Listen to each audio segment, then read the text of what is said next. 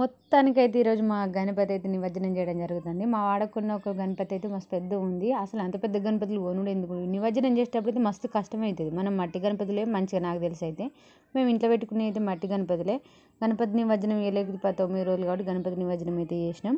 అట్లా చిన్నగా తెలిసి మంచిగా తెలిసి తెలియని ఏమైనా తప్పులు ఉంటే మీరు కూడా. దేవునికైతే గరకతోటి ఇట్లా దండలు అల్లినాం, పూల దండలు అల్లినాం, సిరలు, ప్రసాదాలు, పులిహోరలు అన్నీ వండినాం, దేవునికి పెట్టినాం, మొక్కినాం మంచిగా. కానీ ట్రాక్టర్లో పెట్టేటప్పుడు అయితే మస్తు ఇబ్బంది అయింది. ఇలా మస్తు బరువు ఉంది, అది అస్సలు పెట్టరాలేదు, మస్తు కష్టమైంది. దేవుడు చూడు ఎంత మంచిగా ఉంది. ఎందుకనైతే దేవుని దగ్గర కళ్ళలోకి పెట్టి చూసిన దేవుడు ఏడుతుండు ఏమో అనిపించింది నాకు కూడా కళ్ళలోకి నీళ్ళు వచ్చినాయి. మేమందరం అయితే ఇట్లా ఇక ప్రసాదాలు చేసుడు అయిపోయినాక, పూజ అయిపోయినాక అట్లా ఒక ఫోటో వీడియోని అయితే తీసుకున్నాం. ఇక దేవుని నల్ల పెట్టినాక మేము కూడా మనిషికి కొంచెం ప్రసాదం తిన్నాం. కానీ దేవుడు లేవట్టేటప్పుడు చూడు ఎంతమంది లేవట్టినా కానీ అస్సలు లేసలేదు, మస్తు బరువు ఉన్నది దేవుడు. కానీ జాగ్రత్తగా ట్రాక్టర్లకు అయితే ఎక్కించినాం.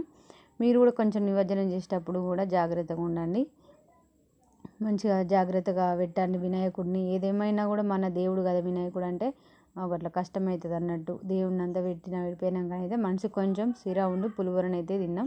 అందరం ప్రసాదం లెక్క కొంచెం కొంచెం తిన్నాం అన్నట్టు. అందరికి ఇంటికి పంపించారు ప్రసాదాలు, మళ్ళీ అక్కడ కూడా కొంచెం తిన్నాం అన్నట్టు.